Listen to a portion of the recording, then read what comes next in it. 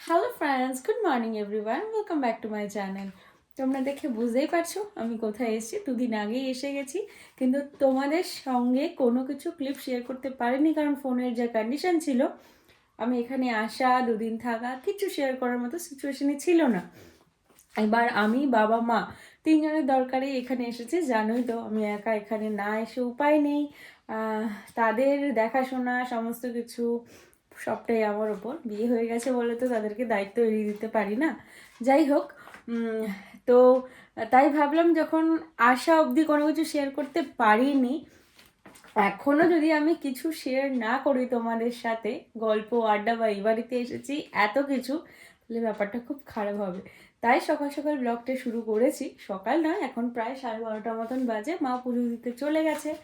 আর যাকে না দেখালেই নয়, সে তো সকাল সকাল স্নান টান করে একেবারে রেডি হয়ে বসে আছে। আমার সকালে ব্রেকফাস্ট করা কমপ্লিট, তার রেখে দেওয়ার আমার জন্য বিস্কিট খাওয়া কমপ্লিট। সে তো এখনও পর্যন্ত, যেহেতু আমাদের এখানে ঠান্ডা, সুন্দর সেজে গুজেই বসে থাকে। তারপর যখন গরম পড়ে যাবে তখন আর এই ড্রেসগুলো কিন্তু ও পরবে না, ও পরতে চায় না। তখন ওকে ওই হাফ প্যান্ট আর জামা সেগুলোই দিতে হয়। আর আমার এই ঘরের অবস্থা, মানে বাবা মার এই ঘরের অবস্থা মোটামুটি পুরো ক্লিন, মানে মা ঘুম থেকে উঠেই সব গুছিয়ে ফেলে, কিন্তু ওই ঘরের অবস্থাটা খারাপ এখনো অবধি। মা পুজো দিতে চলে গেছে, বাট বেডের অবস্থা এখনো এইরকমই পড়ে রয়েছে, যেটা আগেও থাকতো। এটাকে এখন আমি গোছাবো।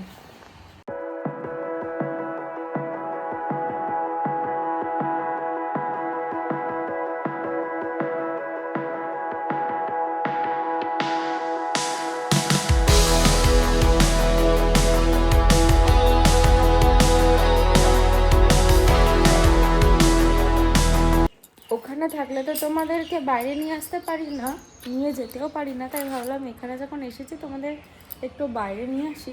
তবে যা রোদ, বিশ্বাস করো বাইরে নিয়ে যাওয়ার মতো পরিস্থিতি নেই।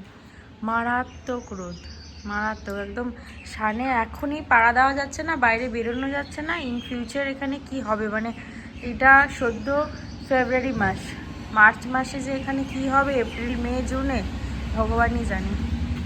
আর এখানকার সিচুয়েশন তোমাদের দেখানোর জন্যই একটু নিয়ে আসলাম। এই জায়গাটা কিছুদিন আগে কেমন ছিল আর এখন কেমন হয়ে রয়েছে। শুকনো পাতায় বাড়ি ঘর একদম একাকার হয়ে রয়েছে। যেহেতু বসন্তকাল, পাতা ঝরার সময়, ওরা নতুন পুরনো খোলস ছেড়ে নতুন খোলসে ঢুকবে, তাই জন্য ওটা মানে, আর এত সুন্দর হাওয়া দিচ্ছে, দেখলেই বুঝতে পারবে। দেখো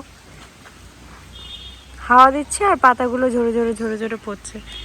এটা দেখতে এত ভালো লাগছে। এই দেখো, আর যেহেতু আমাদের ওই দিকটা বাগান রয়েছে, শাল বাগান, সেই জন্য ওইখানকার পাতাগুলো আরও মানে শুকিয়ে শুকিয়ে রয়েছে। আর সামনেই তো দোল, এখানে আবার দোলে ন্যাড়া পোড়া হয়। তো সবাই এই শুকনো পাতা কুড়িয়ে টুড়িয়ে নিয়ে গিয়ে তারপর দোলটা করে। ওতেই আমাদের বাড়ি আধা পরিষ্কার হয়ে যায়। এখানে বাবার গাছপালা লাগানো, বাবার এবার বিশাল দুঃখ, কারণ কোনো গাছে ঠিকঠাকভাবে ফুল হয়নি। এই দিকটার অবস্থা দেখো, একদম অবস্থা একদম বিধ্বস্ত। আম গাছের পাতা পড়ে বাড়ির গেটের সামনের অবস্থা খারাপ। তবে যেটা না দেখালেই নয়, সেটা হচ্ছে এইটা হচ্ছে মেন অ্যাট্রাকশন।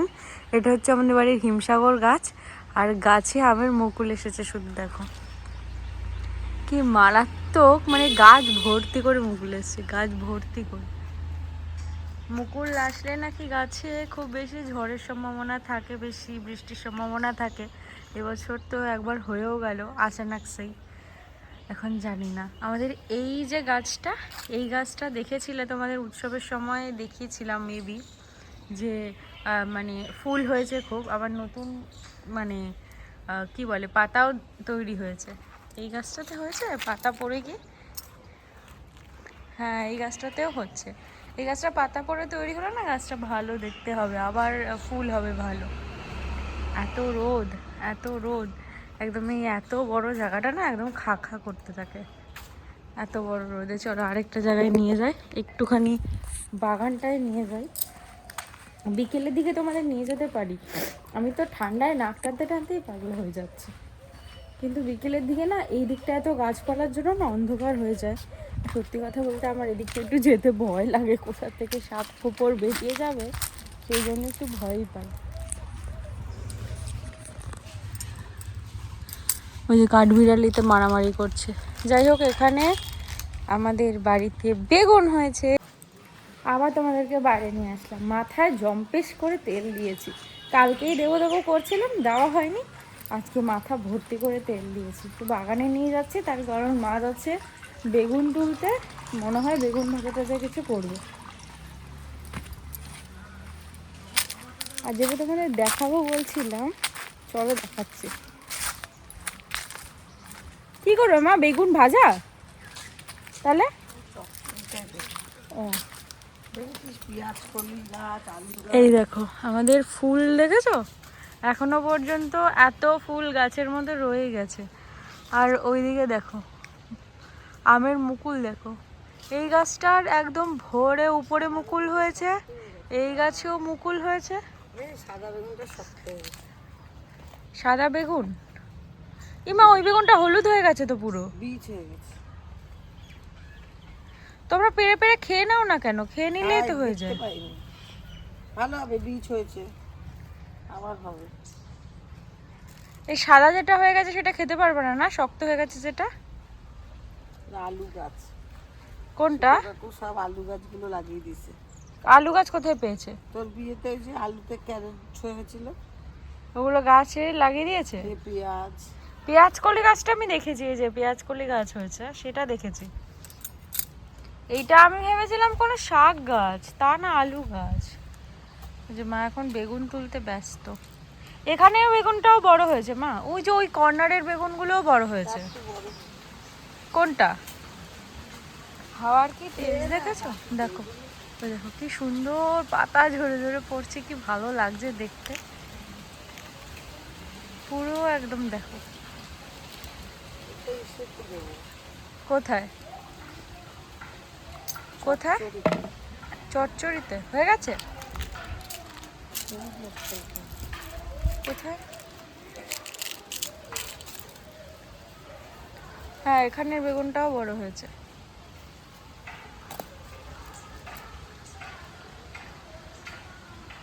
কত বড় বেগুনটা। নিজের বাড়ির গাছে। হ্যাঁ, আর আমাদের বাড়ির গাছের বেগুন এত স্বাদ হয় খেতে। ও তোমাদের যেটা দেখাবো, ওই গাছে দেখো আমের মুকুল। ওই গাছটাতেও আমের মুকুল, একদম ভরে আমের মুকুল হয়েছে। ওই দেখো ওইটাতেও আমের মুকুল একদম ভরে হয়েছে। এটা আমাদের আম্রপালি গাছ, খুব সুন্দর খেতে হয়। এত সুন্দর আম এখানকার খেতে হয়। আর এর ওই পাশে একটা গাছ আছে, ওই গাছটা মানে ইসে হয়ে গেছে। আর যেটা সব থেকে ইন্টারেস্টিং, আমি হঠাৎ করে চোখে পড়লো, এই দেখো আমাদের এখানে যে কলা আছে সেটা থেকে কলার মোচা হয়েছে। আমি দিকটা যেতে চাই না। এই দেখো এই কলার ফানাটা থেকে এই দেখো কলার মোচা হয়েছে, দেখেছো? ইন্টারেস্টিং।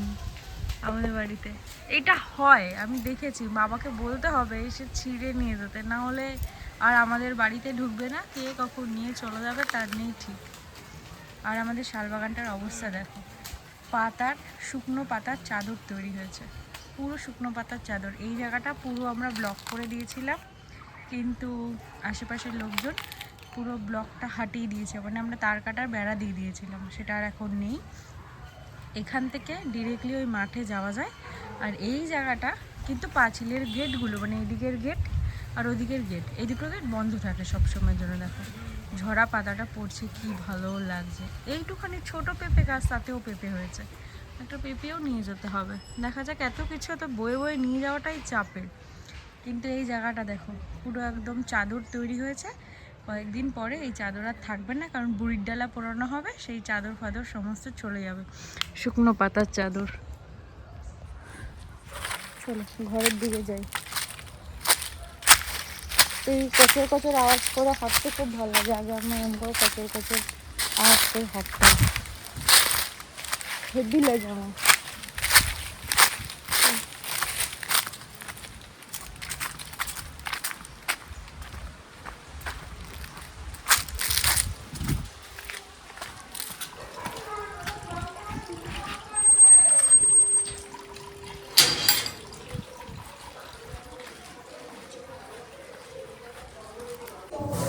মার এখানে মোটামুটি রান্না বান্না শেষ।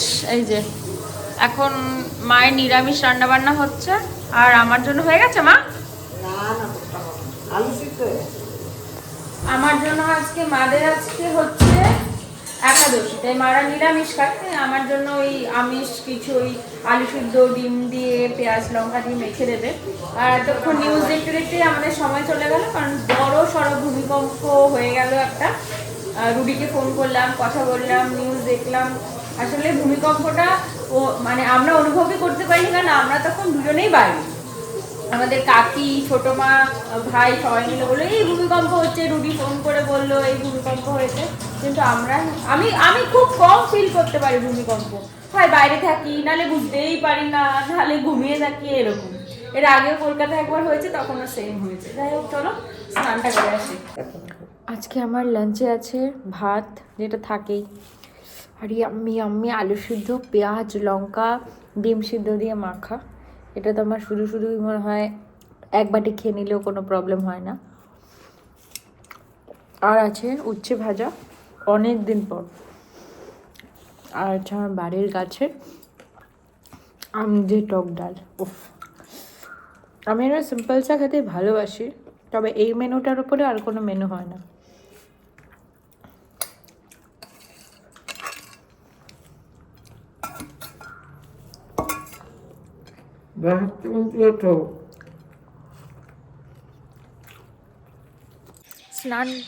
স্নান টান করে খাওয়া দাওয়া কমপ্লিট করে এখন আসলাম একটু বাইরে। আর এই সময়টা বাইরে আসলে সব থেকে বেশি ভালো লাগে, কেন জানো? এত পাখির কিচিরমিচির শোনা যায় চারিদিকে। পাখিতে মানে কিচিরমিচির একদম চারিদিক ভরে থাকে। এই পাখি আওয়াজ করছে তো ওই পাখি আওয়াজ করছে, এটা সব থেকে ভালো লাগে। এখানে দেখো, এরা এতক্ষণ কিচিরমিচিরে ব্যস্ত ছিল, এখন স্টপ হয়ে গেল যে আসলাম। কত রকমের আওয়াজ শুনতে পারবে তার ঠিক নেই। তোমরা জানিও তো কমেন্টে আমাকে, তোমরা কে কে এরম শালিক পাখিতে বিশ্বাস করো। আমি তো খুব বিশ্বাস করি, খুব। একটা ইন্টারেস্টিং কাজ করতে গেছে, তোমাদের নিয়ে যাই, চলো ওখানে। হয়ে গেছে তোলা? কটা পেলা? কাঞ্চন ফুল গাছের কড়ি ছিঁড়তে গেছে, কারণ ওটা যেহেতু রাস্তার পাশে গাছ, ওটা যদি না যাওয়া হয়, ওখান থেকে কড়ি তুলে না রাখা হয়, তাহলে সকালে একটাও কড়ি পাওয়া যাবে না, মানে ফুল পাওয়া যাবে না। আমার গলার ভয়েসটার কি অবস্থা! পেয়েছো মা? এই দেখো একটা। ওটা তুলবো না গো। কেন? ওটা তো নিচে আছে, নিতে হবে না। না, ওটা নিতে হবে না। আরে ফুল যখন ফুটবে হাত বাড়িয়ে নিয়ে ঠিক চলে যাবে, ডাল টানলেই। আর ওটা পাবে না। তুলে নিয়েছো যখন, সবটাই তুলে নাও। থাক। আর তোমাদের দেখাচ্ছি আবার, এই যে আমাদের বাড়িতে চারা লাগানো হচ্ছে। আগে তো প্রচুর প্ল্যান্টিং দেখিয়েছি, এখন আর প্ল্যান্টিং দেখাতে পারি না, তবে এই যে এখন আবার প্ল্যান্টিং হচ্ছে। কি গাছ এনেছো ওগুলো? কি গাছ বাবা?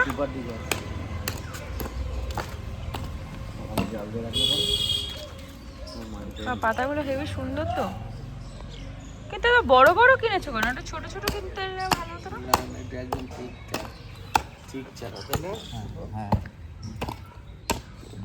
কিন্তু এর আগে যখন লাগাতো তখন আর একটু ছোট ছোট লাগাতো না? তৈরি।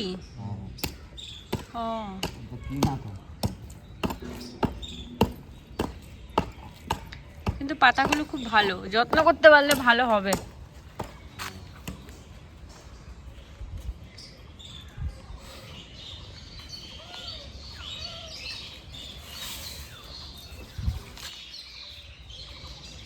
জল দাও, এই দিকের গাছগুলোতে জল পায় না। এই জায়গাটায় ভর্তি হয়েছিল, এই জায়গাটাতে কোনো জল ছিল না, মা তারপর তো সরিয়ে দিল।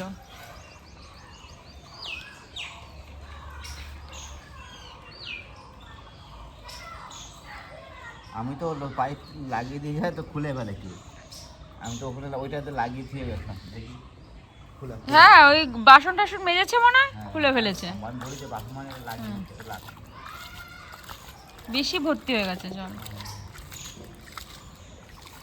এবার আমাদের বাড়িতে সূর্যমুখী গাছ লাগানো হয়েছে। এই গাছগুলো নাকি সূর্যমুখী গাছ, আমি তো ভেবেছিলাম ডালিয়া, কিন্তু এত বড় বড় কড়ি এসে গেছে, এই যে এখানে এসে গেছে, এখানে এসে গেছে,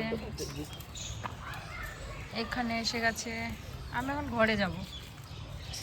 অনেকগুলো, 1টা 2টো 3টে 4টে 5টা 6টা 7টা 8টা লাগানো হয়েছে। তার মধ্যে 1টা 2টো 3টে 4টে 5টা 6টা 7টাতেই কড়ি চলে এসছে। আর এইটা একটু ছোট আছে, এটাও বড় হয়ে যাবে। তো কড়িগুলোর সাইজ দেখে এক একটা দেখে যা মনে হচ্ছে ফুলগুলো ইয়াসা বড় বড় হবে। চলো অনেকক্ষণ বাইরে থাকা হয়ে গেল, এবার একটু ঘরে যাই। ঘরে গিয়ে একটু না ঘুমালে তো হবে না, অল্প একটু ঘুমিয়ে নিই। চলো। আমার মা এখন একটা গুরুত্বপূর্ণ কাজ করতে বসেছে, সেটা হচ্ছে আমি আমার বিয়েতে এত এত কম্বল পেয়েছি, 7খানা ব্ল্যাঙ্কেট পেয়েছি।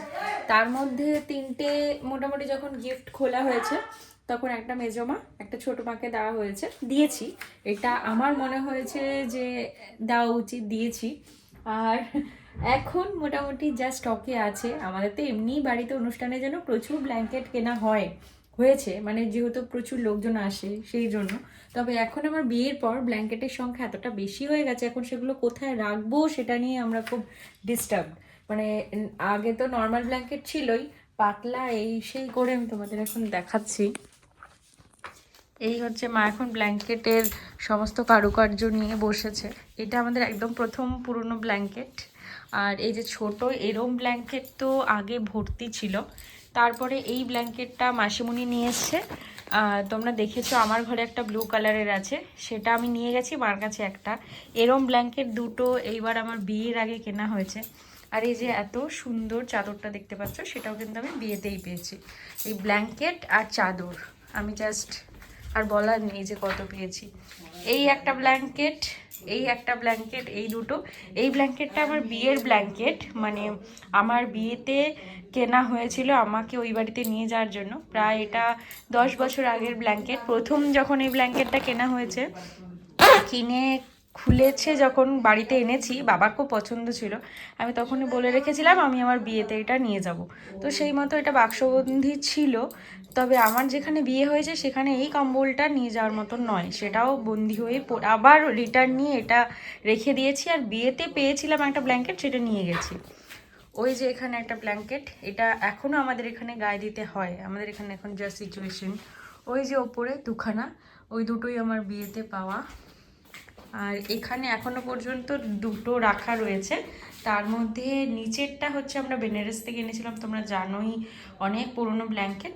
আর এইটা হচ্ছে আমি যখন মানে অফিস বা কলেজের জন্য নিয়ে গেছিলাম তখনকার ব্ল্যাঙ্কেট। এই হচ্ছে মোটামুটি এখন আমাদের ব্ল্যাঙ্কেট, মানে মানুষের থেকে এখন আমাদের বাড়িতে ব্ল্যাঙ্কেটের সংখ্যা তো বেশি হয়ে গেছে।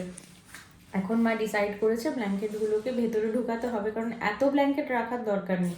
ওই ঘরেও মেবি আছে না, না ওই ঘরে আর ব্ল্যাঙ্কেট নেই, ওই ঘরে আমার ট্রলি আছে। তবে আমার মনে হয় বাঙ্কের ওপরে, আমাদের এই ঘরে যে বাঙ্কটা আছে তার উপরে মনে হয় ব্ল্যাঙ্কেট আছে। আচ্ছা না মা, একটা না দুটো? ও, এর ওপরেও একটা ব্ল্যাঙ্কেট আছে। আর আমার যত গিফটসগুলো সমস্ত এইখানে, যে নিচে ছিল আমি সাজিয়ে রেখে গেছিলাম, এই যে এখানে ভর্তি। মানে এটা খালি হয়ে গেছিলো, আবার এটা এখন ভর্তি হয়ে গেছে আমার গিফটসে, পুরো এর ভেতরে গিফটস ভর্তি। তোমরা তো জানো যে মোটামুটি আমার মা সারাক্ষণই কাজের মধ্যে লেগেই থাকে। আর আজকে বেডটাও তাড়াতাড়ি গুছিয়ে নিচ্ছে যখন হাতের সময় আছে। তবে ভিডিওটাও আজকে এখান থেকেই শেষ করি। অনেকদিন পর আবার আমার বাড়ি থেকে ভিডিও করলাম। ভিডিওটা কেমন লাগলো প্লিজ কমেন্ট করে জানিও, আর তোমরা একটু পাশে থেকো। তবে আজকের মতন আসি, টাটা।